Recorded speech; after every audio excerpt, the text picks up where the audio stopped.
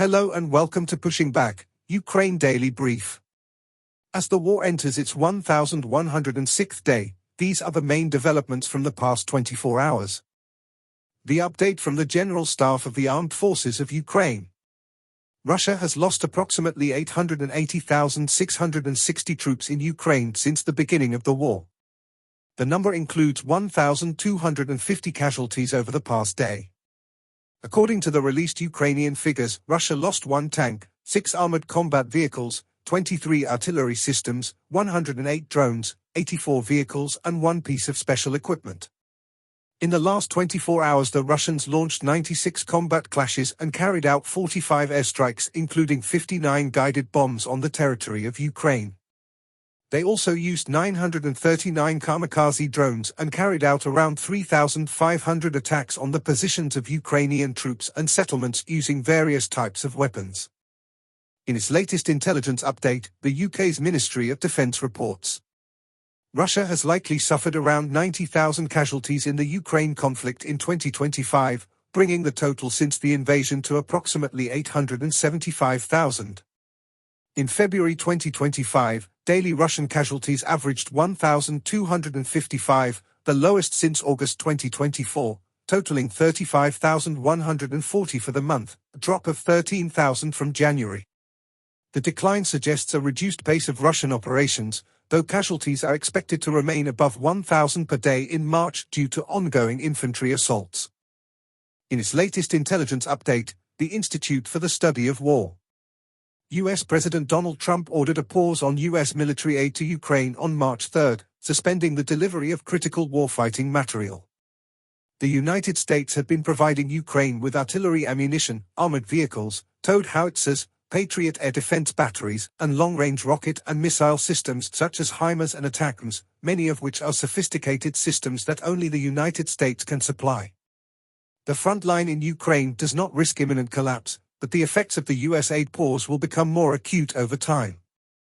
The European Commission proposed a plan on March 4 that would enable EU member states to increase defense spending to support Ukraine and strengthen European security. European rearmament is vital for Europe's short- and long-term security, and Europe should pursue these efforts regardless of the status of US aid to Ukraine.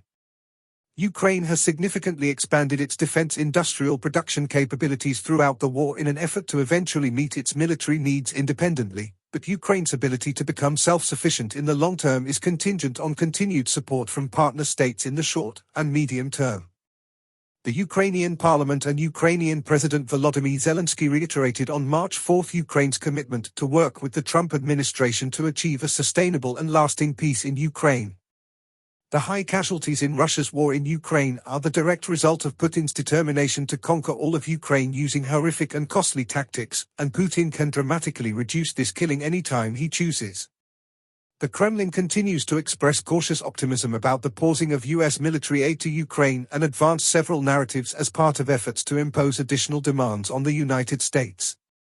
Russian forces recently advanced near Lyman and Pokrovsk and in western Zaporizhia Oblast, and Ukrainian forces recently advanced near Pokrovsk. The Russian Ministry of Defense is reportedly developing a plan to partially demobilize a limited number of mobilized personnel no earlier than July 2025, likely to address growing societal backlash over the lack of rotations and demobilization of Russian mobilized troops for over 2 years. In President Zelensky's nightly address, he spoke about 3 key areas. Firstly, frontline operations and military resilience. Ukrainian forces continue to hold key positions, with special recognition for units operating in Donetsk and Kursk. Commander-in-Chief Syrsky confirmed that brigades have the necessary supplies, reinforcing both national confidence and diplomatic efforts. Secondly, defense production and international diplomacy.